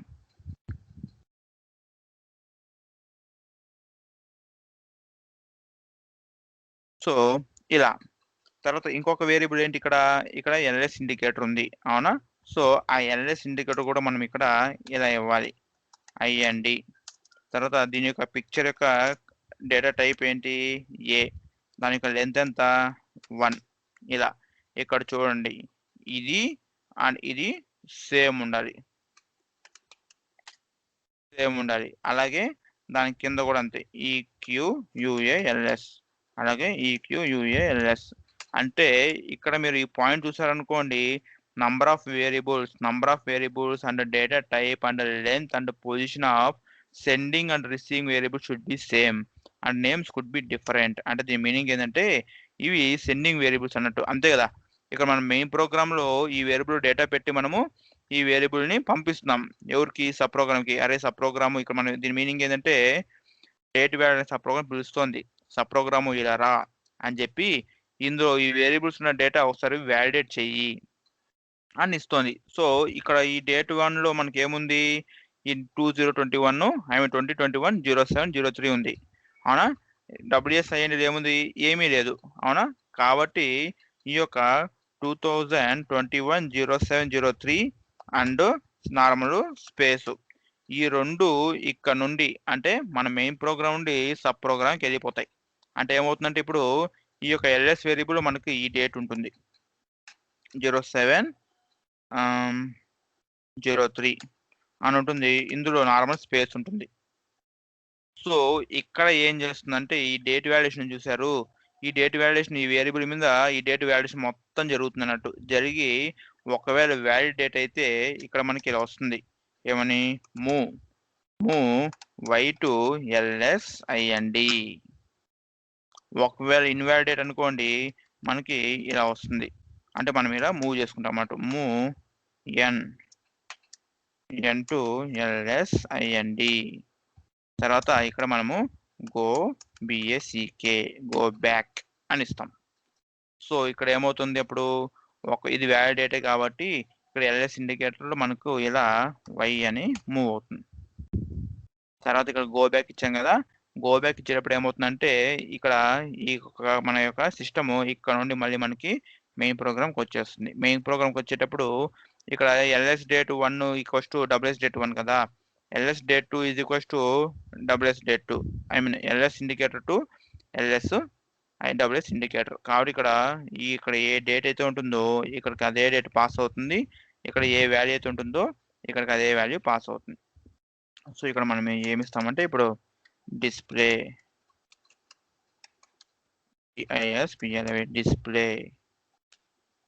డిస్ప్లే ది డేట్ ఈస్, అంటే ఇక్కడ మనం ముందు కండిషన్ చెక్ చేసుకుంటాం అన్నట్టు.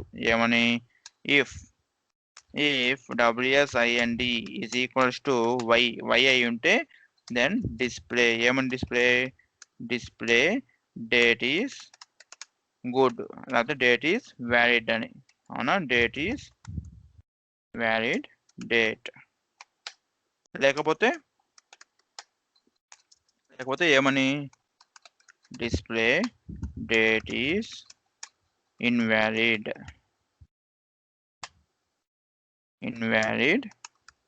Date and end of. దాని తర్వాత మనం ఇచ్చేది స్టాప్ రన్. ఇలా అంటే ఇక్కడ మ్యాటర్ ఏంటంటే ఇక్కడ చూడండి, ఇక్కడ మీరు ఇక్కడ 2 వేరియబుల్స్ ఇవ్వాలి, ఇక్కడ మీరు 2 వేరియబుల్స్ ఇవ్వాలి. ఇక్కడ ఏ డేటా టైప్ అయితే ఉన్నాయో ఇక్కడ అవే డేటా టైప్ ఉండాలి. ఇక్కడ లెంత్ ఏవైతే ఉన్నాయో ఇక్కడ లెంత్ అవే ఉండాలి. ఇక్కడ పొజిషన్ ఫస్ట్ ఇక్కడ 9/8 ఇచ్చాం, తర్వాత A1 ఇచ్చాం. అవునా, ఇక్కడ కూడా మీరు ఫస్ట్ 9/8 తర్వాత A1 ఇవ్వాలి. ఓకేనండి. ఇక్కడ మీరు మీ యొక్క ప్రోగ్రామ్ లింకేజ్ సెక్షన్ యూజ్ చేస్తున్నారు కదా, నేను మీకు ఆల్రెడీ చెప్పాను. Suppose if you are using linkage section in your program then you have to code your procedure division as like this. ఇక్కడ ఏమి ఇవ్వాలి, మీరు ప్రొసీజర్ డివిజన్ యూజింగ్ అని చేసి లింకేజ్ సెక్షన్ ఏ వేరియబుల్స్ అయితే ఉన్నాయో ఆ వేరియబుల్ నేమ్స్ ఇక్కడ మీరు ఇలా ఇవ్వాలి. WSIND మనం మొన్న కూడా చూసాం, ఏది పామ్ పారామీటర్ నుండి మనం డేటాని రిసీవ్ చేసుకునేటప్పుడు మనం ఏం చేసాము, లింకేజ్ సెక్షన్లో వేరియబుల్ డిక్లేర్ చేసాము LSVAR అని చెప్పి. అవునా, దాంట్లో మనము శ్రీనివాస్ అని ఒకసారి, తర్వాత ఇంకా ఏవో మనం డేటా పాస్ చేసాం నిన్న. అవునా, సో అప్పుడు కూడా మనం ఏం చేసాము, ఇలా మనం కోడ్ చేస్తాం procedure division using linkage section వేరియబుల్స్ని ఇక్కడ మనం మెన్షన్ చేయాలి. ఓకేనా అండి, ఇది అన్నట్టు. 1 minute అండి.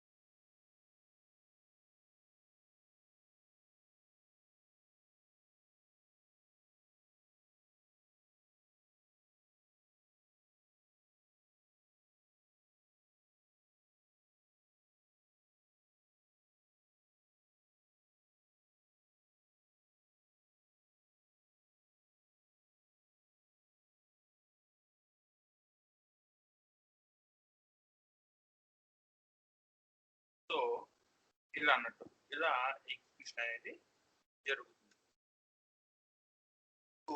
ఇక్కడ మీరు ఏం చేశారు, ఓకే ఇలా మీరు సబ్ ప్రోగ్రామ్ రాస్తున్నారు, దీన్ని మీరు కంపైల్ చేశారు ఫస్టే, అవునా? కంపైల్ చేశారు, కంపైల్ చేస్తే మీకు లోడ్ మాడ్యూల్ వచ్చింది, లోడ్ మాడ్యూల్ వచ్చింది. ఆ లోడ్ మాడ్యూల్ ఎందులో ఉంది మనకి, లోడ్ లైబ్రరీలో స్టోర్ అవుతుంది. ఓకే, ఇది ఫస్ట్ స్టెప్. సెకండ్ స్టెప్ ఏం చేస్తారు, ఇక్కడ మీరు ఇలా మీరు ఒక మెయిన్ ప్రోగ్రామ్ ని రాస్తున్నారు, ఇలా మీరు ఒక మెయిన్ ప్రోగ్రామ్ రాస్తున్నారు. ఇప్పుడు మీరు ఏం చేయాలి, ఈ యొక్క మెయిన్ ప్రోగ్రామ్ ని కంపైల్ చేయాలి. నెక్స్ట్ దీని యొక్క step the main program, PROGRAM. ఇప్పుడు మీరు మెయిన్ ప్రోగ్రామ్ కంపైల్ చేసేటప్పుడు ఇక్కడ మీరు సబ్ ప్రోగ్రామ్ యొక్క లోడ్ మాడ్యూల్ కూడా మీరు మెయిన్ ప్రోగ్రామ్ లోకి లింక్ ఎడిట్ చేయాలండి. ఎందుకు, ఇక్కడ చూడండి, ఇక్కడ మీరు అబ్జర్వ్ చేస్తే ఇక్కడ కాల్ స్టేట్మెంట్ ఉంది, అవునా? 1 మినిట్ అండి. కాల్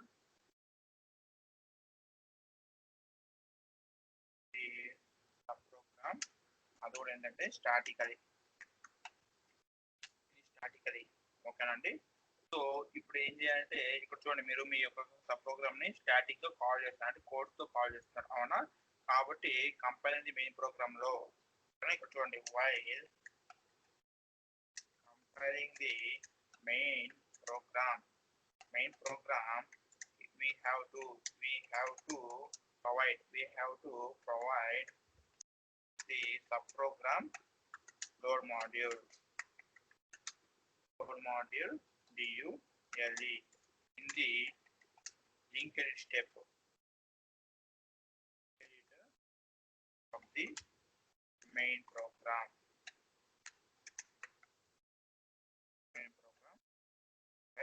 SCL అర్థమైందండి. అంటే దీని మీనింగ్ ఏంటంటే మీరు ఇక్కడ సబ్ ప్రోగ్రామ్ ని స్టాటిక్ గా కాల్ చేస్తారు కదా, కాబట్టి మీరు మెయిన్ ప్రోగ్రామ్ ని కంపైల్ చేసేటప్పుడు మీరు సబ్ ప్రోగ్రామ్ కు లోడ్ మాడ్యూల్ ని మీరు మెయిన్ ప్రోగ్రామ్ కి ఇచ్చేయాలి. అంటే ఏమవుతుంది, ఇక్కడ మెయిన్ ప్రోగ్రామ్ కంపైల్ అయ్యేటప్పుడే సబ్ ప్రోగ్రామ్ తీసుకున్నట్టు కలిపేసుకుంటుంది. అంటే ఏమవుతుంది, ఇక్కడ మనకి ఒకే డబ్బాలో, అంటే ఇక్కడ మెయిన్ 1 అనే దాంట్లో మనకి ఇప్పుడు ఏముంటాయి, మెయిన్ ప్రోగ్రామ్ యొక్క లోడ్ మాడ్యూల్ ఉంటుంది, మెయిన్ 1 యొక్క లోడ్ మాడ్యూల్ ఉంటుంది, అలాగే ప్లస్ సబ్ ప్రోగ్రామ్ యొక్క లోడ్ మాడ్యూల్ కూడా ఉంటుంది. సబ్ ప్రోగ్రామ్ పేరేంటి, డేట్12 లోడ్ మాడ్యూల్ కూడా ఇందులో ఉంటుంది అండి. సో ఇలా మనము లింక్అప్ చేస్తాం అన్నట్టు, ఇలా మనము లింక్ ఎడిట్ అంటే ఇలా మనము లింక్ చేస్తాం అన్నట్టు మన సబ్ ప్రోగ్రామ్ యొక్క లోడ్ మాడ్యూల్ ని మెయిన్ ప్రోగ్రామ్ యొక్క లోడ్ మాడ్యూల్ తో. తర్వాత ఇప్పుడు మనం ఏం చేస్తాం, ఇక్కడ ఎగ్జిక్యూట్ చేసినప్పుడు సింపుల్ గా ఇక్కడ మనము PGM main 1 అని చేసి ఎగ్జిక్యూట్ చేస్తాం. సో ఇది నార్మల్ స్టాటిక్ కాల్, ఓకేనండి. ఇప్పుడు డైనమిక్ కాల్ మనం ఏం చేస్తామో చూద్దాం, ఓకేనా? డైనమిక్ కాల్ మనం ఏం చేస్తామో చూద్దాం. సో సేమ్ ప్రాసెస్ అండి, దానికి దీనికి డిఫరెన్స్ ఏమీ లేదు. But what is the difference in between static and dynamic అంటే చూడండి, ఇది sub program with dynamic, DYNAMIC dynamically call చేసేటప్పుడు ఇలా. సో దీనికి కూడా సేమ్ ప్రాసెస్ అండి. ఇక్కడ మనం సబ్ ప్రోగ్రామ్ రాసుకుంటాం, దాన్ని మనము కంపైల్ చేసి పెట్టుకుంటాం, కంపైల్ చేసి మనకు వచ్చేది లోడ్ మాడ్యూల్, ఆ లోడ్ మాడ్యూల్ లోడ్ లైబ్రరీలో స్టోర్ అవుతుంది. ఈ first step okay.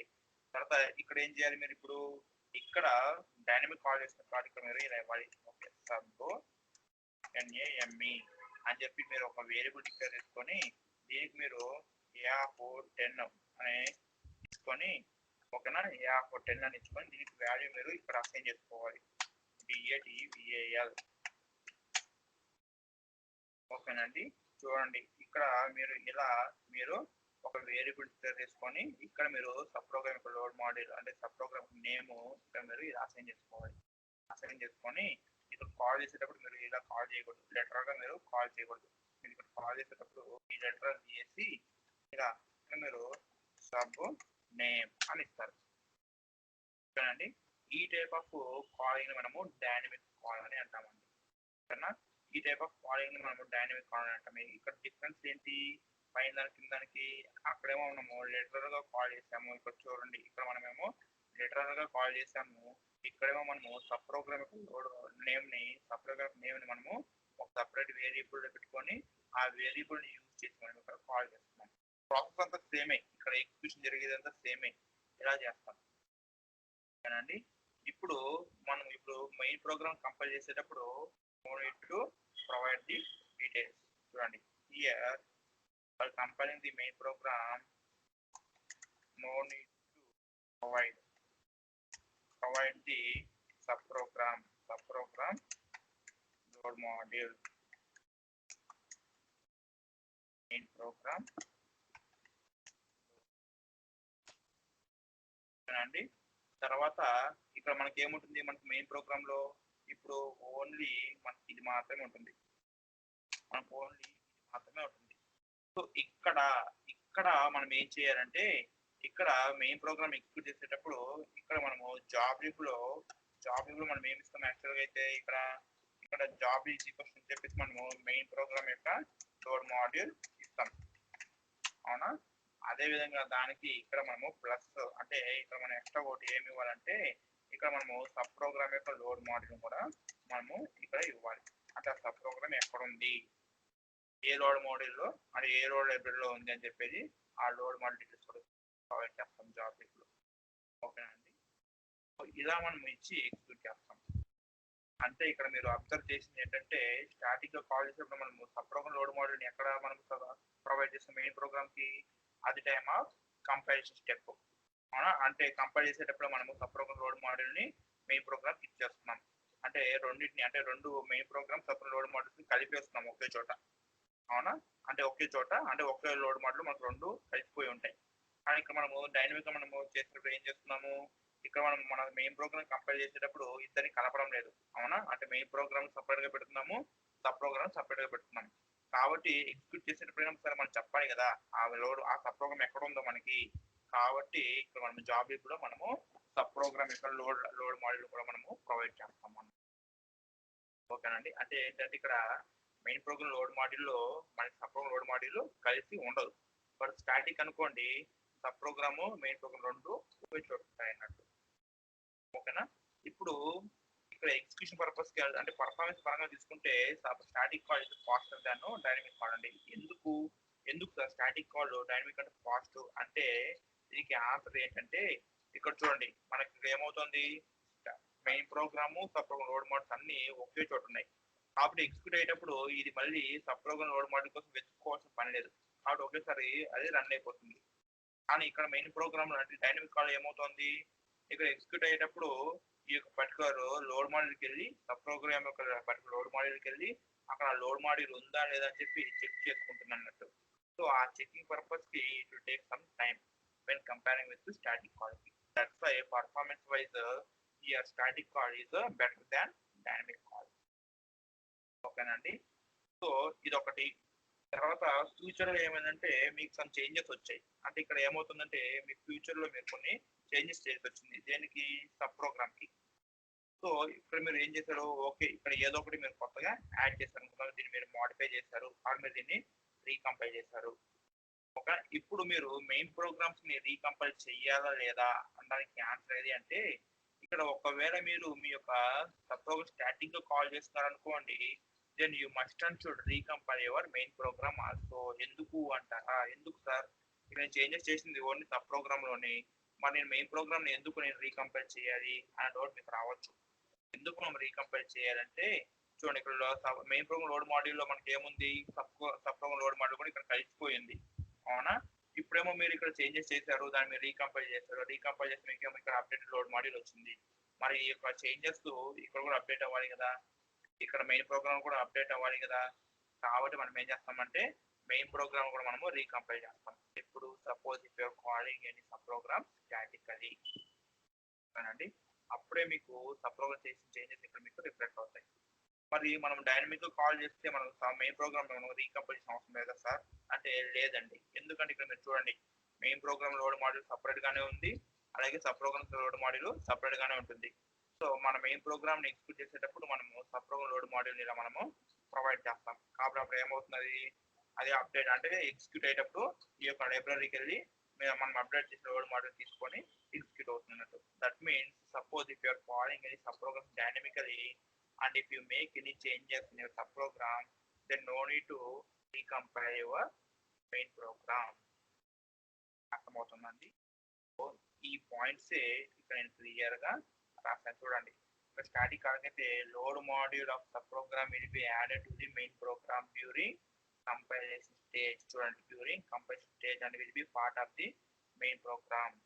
And if you make any changes to the subprogram, then all the main programs which are called in this subprogram should be recompiled. And దాని meaning ఏంటంటే, ఒకవేళ మీరు ఏమైనా changes చేశారంటే మీ యొక్క సబ్ ప్రోగ్రామ్ కి మీరు మీ యొక్క మెయిన్ ప్రోగ్రామ్స్ కూడా మీరు రీకంపైల్ చేయాలి. ఎందుకు get the updated load model to get the updated subprogram load model into our main program. చూడండి, static calls are faster as compared to dynamic calls, as the load models are part of the main load. అంటే ఇది ఇక్కడ static call అనుకోండి, sub program already main program link అయిపోతుంది కాబట్టి ఇది fast గా execute అవుతుంది అన్నట్టు. చూడండి, static calls user more memory compare to dynamic call. ఎందుకు? ఇక్కడ మీకు ఆల్రెడీ ఇక్కడ మీకు సపోజ్ చూద్దాం, ఇక్కడ మీకు ఒకవేళ ఇది మీకు main program load module 10K of memory occupy చేసుకుని అనుకున్నాం. సో మీకు సబ్ ప్రోగ్రామ్ కూడా లోడ్ మాడ్యూల్ ఒక 10K ఆక్యుపై చేసుకుని అనుకున్నాం. సో ఇప్పుడు దీనికి ఇక్కడ మెయిన్ మనకి ఏమవుతుంది, 10 + 10 మెమరీ. అవునా?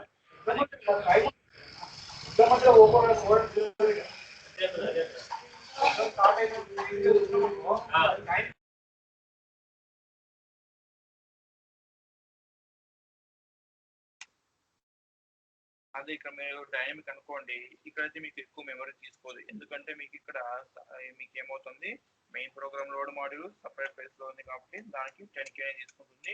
Sub program load module separate గా ఉంది కాబట్టి దానికి 10K తీసుకుంటుంది. అంటే ఇక్కడ ఏమవుతుంది, main program load module 10K bytes occupy చేసుకుంటుంది. బట్ స్టాటిక్ లో అయితే main program load module 20K bytes occupy చేసుకుంటుంది. ఎందుకు? సబ్ ప్రోగ్రామ్ ఆల్రెడీ అందులో ఇన్పుట్ అయిపోయింది కాబట్టి. సో అదే ఇక్కడ ఈ పాయింట్ కి మీనింగ్. అండి ఇది డైనమిక్ అండి. చూడండి,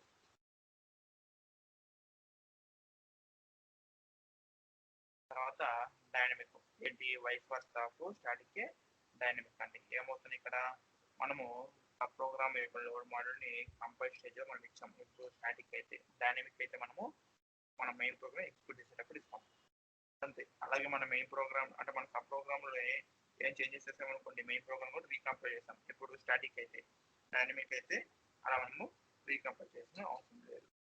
ఓకేనా? అలాగే మన స్టాటిక్ ఫాస్ట్ అని చెప్పాను ఎగ్జిక్యూషన్ లో, అంటే దాని మీనింగ్ ఏంటి, డైనమిక్ స్లో అని దాని మీనింగ్. స్టాటిక్ కాల్ అయితే మన మెయిన్ ప్రోగ్రామ్ లోడ్ మాడ్యూల్ ఎక్కువ మెమరీ తీసుకుంటుందని చెప్పాను. అంటే దాని మీనింగ్ ఏంటి, మన డైనమిక్ అయితే మన యొక్క మెయిన్ ప్రోగ్రామ్ లోడ్ మాడ్యూల్ తక్కువ మెమరీ తీసుకుంటుంది అని దాని మీనింగ్. Sub program. ఓకేనా? దీని గురించి మనం ప్రాక్టికల్ గా చూద్దాం. ఓకేనా? అంటే ఇందులో ఇంకొక పాయింట్ ఉంది ఏంటంటే, in how many ways we can pass the data from main program to sub program. అంటే ఇక్కడ మనం మీరు చూసారు కదా, ఇక్కడ ఏంటి చూడండి, ఇక్కడ మీరు 2 వేరియబుల్స్ డిక్లేర్ చేశారు. ఇక్కడ same data type, same length, same position లో మీరు 2 వేరియబుల్స్ డిక్లేర్ చేశారు. సో ఇక్కడ ఈ వేరియబుల్స్ లో ఏ డేటా అయితే పెట్టారో అదే డేటా ఈ వేరియబుల్స్ కూడా పాస్ అవుతుంది అని చెప్పారు. అది ఎలా పాస్ అవుతుంది అంటే, ఇక్కడ మనం ఇలా ఇవ్వడం వల్ల చూడండి, call sub program name using అని చెప్పేసి ఇక్కడ మనము ఏ వేరియబుల్ నేమ్స్ అయితే యూజ్ చేస్తామో ఆ వేరియబుల్స్ ఉన్న డేటా ఇక్కడ పాస్ అయిపోతుంది. ఓకేనండి? ఆ వేరియబుల్స్ ఉన్న డేటా ఇక్కడికి పాస్ అయిపోతుంది. అలాగే దీని యొక్క స్పేస్ మీ సబ్ ప్రోగ్రామ్ కూడా యూజ్ చేసుకుంటుంది అన్నట్టు. అంటే ఏంటంటే ఇలా అన్నట్టు,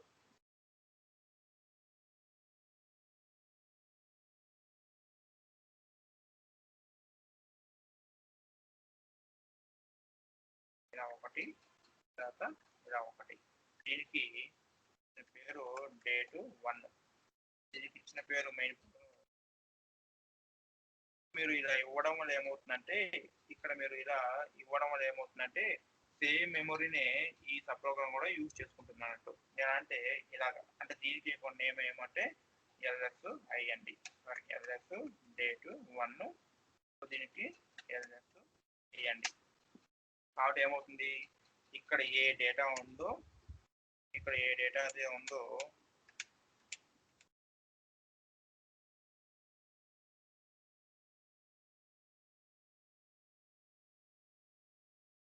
సో ఇక్కడ మనము డబ్ల్యూఎస్ డేట్ 1తో మనం రెఫర్ చేసిన ఇదే డేటే మనకు ఈ డేటానే మనకు వస్తుంది. ఎల్ఎస్ డేట్ 1తో మనం రెఫర్ చేసిన ఈ డేటానే మనకు వస్తుంది. అలాగే డబ్ల్యూఎస్ అయ్యండి ఎల్ఎస్ అయ్యండి మనము రెఫర్ చేసిన ఈ వాల్యూస్ వస్తాయి అన్నట్టు. అవునా? కాబట్టి ఇక్కడ ఏమవుతుంది చూడండి, ఇక్కడ మూవ్ ఎల్ఎస్ అయ్యండి అన్నాం.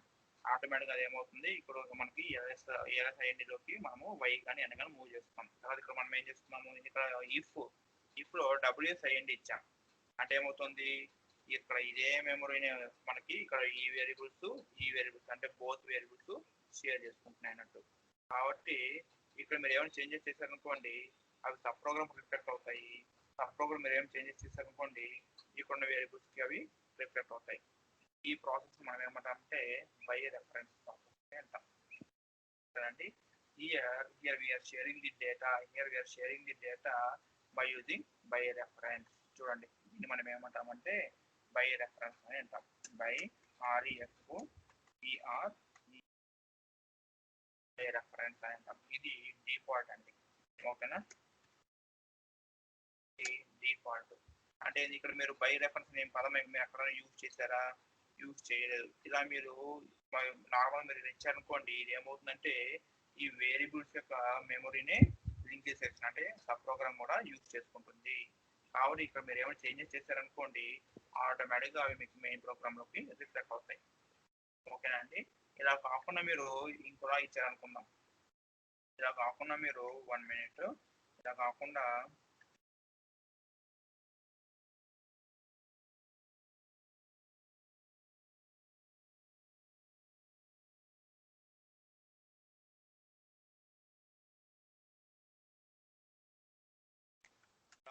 మీరు ఇలా కూడా ఇవ్వచ్చు. ఏమని parts of program using by content.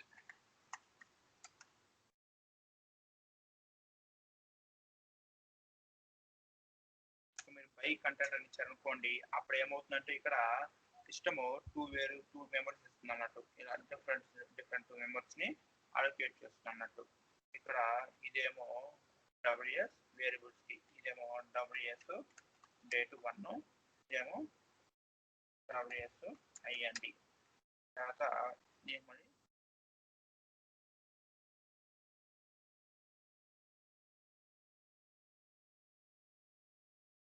ఇదేమో డేట్ 1 అలాగే ఇది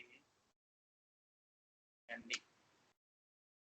అండి ఇప్పుడు ఏమవుతుందంటే ఇక్కడ మీరు ఏమి ఇచ్చారు, parts of program using WS date 1 WS అయ్యండి బై కంటెంట్ అంటే ఏమవుతుందంటే అప్పుడు ఇందులో ఉన్న డేటా పాస్ అవుతుంది అంతే. ఓకేనా? ఈ 2 ప్రోగ్రామ్స్ సేమ్ మెమరీని యూజ్ చేసుకోవు. సో ఇందులో ఉన్న డేటా ఇందులో పాస్ అవుతుంది. ఇందులో ఉన్న డేటా డబ్ల్యూఎస్ ఐఎన్డీ ఉన్న డేటా ఈఎల్ఎస్ ఐఎన్డీలోకి పాస్ అవుతుంది. అంటే ఇలా వస్తుంది. ఇక్కడ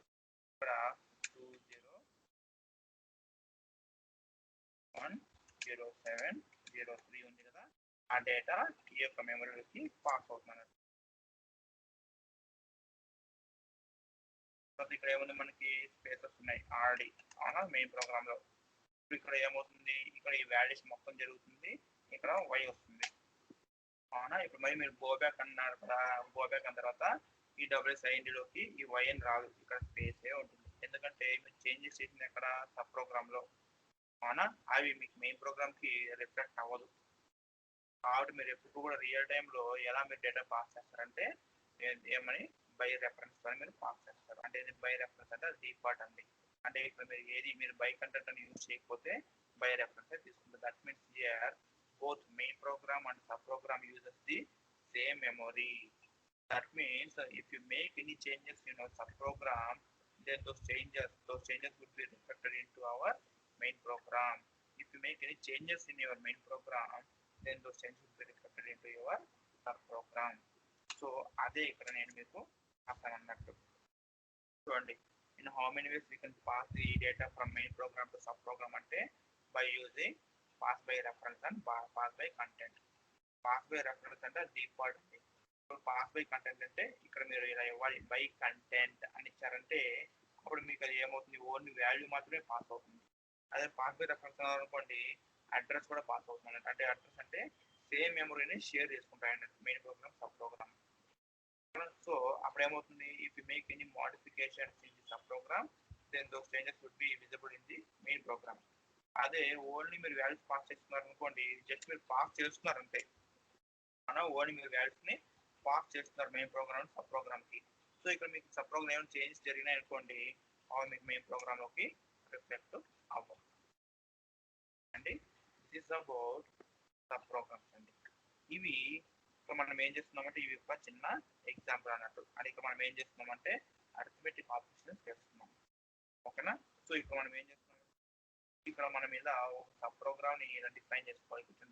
ఐడెంటిఫికేషన్ డివిజన్, అలాగే ప్రోగ్రామ్ ఐడి, అలాగే తర్వాత డేటా డివిజన్. ఇక్కడ లింకేజ్ సెక్షన్ లో నేను ఇక్కడ 3 వేరియబుల్స్ డిక్లేర్ చేస్తున్నా, ఏబిసి 9 of 2 9 of 3. కొంచెం ప్రొసీజర్ నేమ్ రాసాను, ప్రొసీజర్ డివిజన్ యూజింగ్ ఇన్ రెక్ అంటే ఆ యొక్క గ్రూప్ డేటా ఐటమ్ నేమ్ ఇచ్చాను. ఇక్కడ ఏమి చేయను, కంప్యూట్ అని చెప్పి C is equals to A into B అన్న డిస్ప్లే సి. అండ్ ఇక్కడ మీరు ఈ రెండు ఏదైనా రాయొచ్చు. ఇక్కడ మీరు గో బ్యాక్ అయినా రాయొచ్చు, ఇక్కడ మీరు ఎగ్జిట్ ప్రోగ్రామ్ అయినా రాయొచ్చు ఇక్కడ. ఓకేనా. ఇక్కడ మీరు గో బ్యాక్ అయినా రాయొచ్చు, లేకపోతే మీరు ఇక్కడ ఎగ్జిట్ ప్రోగ్రామ్ PROGRAM రెండు ఒకటేనండి. ఓకేనా. ఇలా రాస్తారు. ఇలా రాసిన తర్వాత మీరు ఏం చేయాలి, ఈ సబ్ ప్రోగ్రామ్ ని మీరు కంపైల్ చేయాలి. కంపైల్ చేస్తే మీకు ఏమొస్తుంది, మీకు ఒక లోడ్ మోడల్ జనరేట్ అవుతుంది.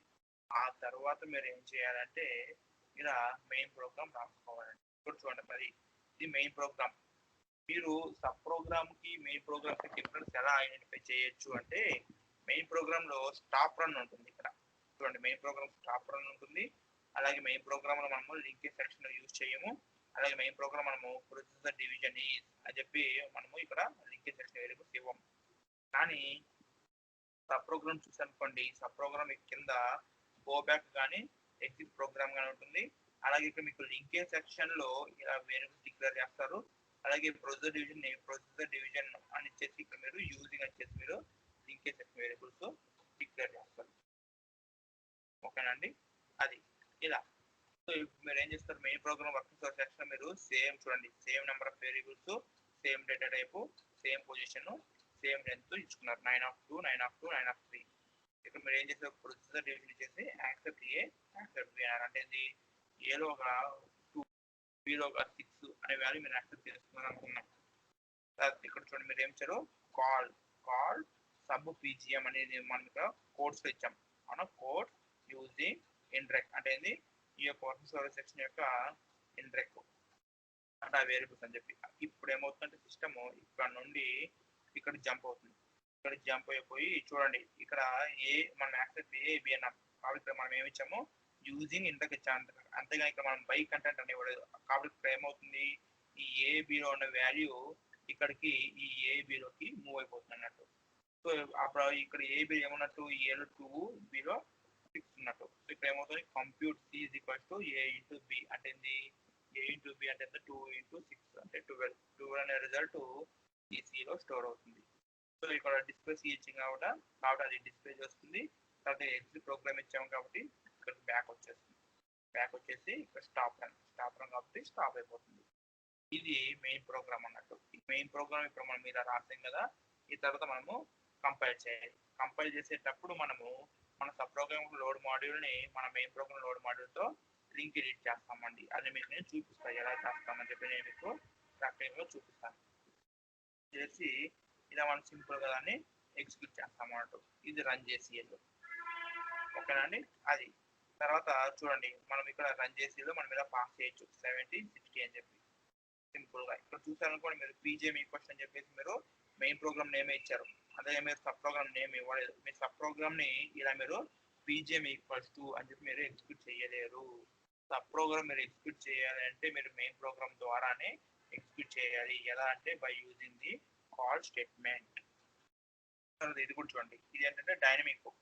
మనకి ఎలా తెలుస్తుంది స్టాటిక్ డైనమిక్ అంటే, ఇక్కడ చూడండి, ఇక్కడ మీరు ఒక వేరియబుల్ డిక్లేర్ చేస్తున్నారా సపరేట్ గా పీజీఎం అని చెప్పేసి pick(x(8) అని చెప్పి దీనికి వాల్యూని మీరు పాస్ చేస్తారు అన్నట్టు. ఓకే. ఇక్కడ చూడండి, యాక్సెప్ట్ పీజీఎం అన్నారు అంటే జేసీఎల్ ద్వారా మనము సబ్ ప్రోగ్రామ్ నేమ్ ని పాస్ చేస్తాం అన్నట్టు ఇందులో. సో ఇప్పుడు ఏమవుతుంది, ఇది డైనమిక్ కాల్ అన్నట్టు. సో ఈ డైనమిక్ చూడండి, మన దీని సబ్ ప్రోగ్రామ్ తో సేమ్. సబ్ ప్రోగ్రామ్ మనం ఏం చేంజ్ చేయము. తర్వాత ఇక్కడ చూడండి, ఇలా మనము దాన్ని కంపైల్ చేసుకుంటాము. తర్వాత మనం ఎగ్జిక్యూట్ చేసినట్టు సైడ్ మిస్ అయినట్టుంది, నో ప్రాబ్లం. ఇలా ఇక్కడ చూడండి, ఇలా మనం ఎగ్జిక్యూట్ చేస్తాం కదా స్టెప్ లిబ్ అనేసి. ఈ స్టెప్ లిబ్ లోని మనము సబ్ ప్రోగ్రామ్ యొక్క లోడ్ మాడ్యూల్ కూడా ఇక్కడ మనం ప్రొవైడ్ చేస్తామండి. డైనమిక్ అయితే నేను మీకు చూపిస్తాను, ప్రాక్టికల్ గా నేను మీకు చూపిస్తాను. కాబట్టి to worry. So this is about sub programs అండి, ఓకేనా. కాపీ బుక్ గురించి ఇప్పుడు వద్దు. నేను మీకు ఫైల్స్ గురించి ప్రాక్టికల్ గా చూపిస్తానని చెప్పాను కదా మీకు నేను. అప్పుడు మనము ఈ sub program, copy books, files ఈ మూడు మనం అప్పుడు ప్రాక్టికల్ గా చూద్దామండి. మీన్స్ అంటే నేను చెప్పదలసింది ఏంటంటే, మనము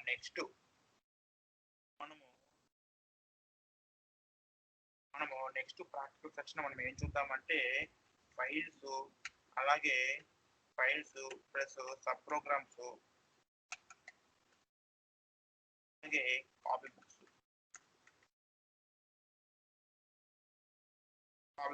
ఈ మూడు యూజ్ చేసి మనము ఒక ప్రోగ్రామ్, ఒకటి కాదు ఒక 2-3 లేకపోతే 2-3-4 కొన్ని ప్రోగ్రామ్స్ మనము ప్రాక్టికల్ గా చూద్దాం, ఓకేనా అండి.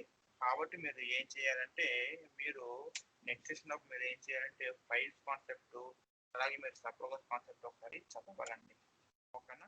అయితే మీకు ప్రాక్టికల్ చూసినప్పుడు ఐడియా వస్తుంది, ఓకేనా. సో ఫర్ టుడే అండి, ఎవరికైనా ఏమైనా డౌట్స్ కానీ క్వశ్చన్స్ కానీ ఉంటే రిగార్డింగ్ సబ్జెక్టు ఇప్పుడు చెప్పుకున్నంత వరకు ఎవరికైనా డౌట్స్ కానీ క్వశ్చన్స్ కానీ ఉంటే దెన్ దే కెన్ ఆస్క్ అండి.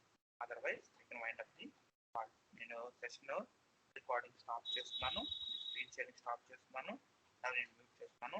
నేను ఇంకా 10 to అవుతుంది, 10 to 5 వరకు నేను ఆన్లైన్ ఉంటాను. ఎవరికైనా డౌట్స్ ఉంటే అడగండి.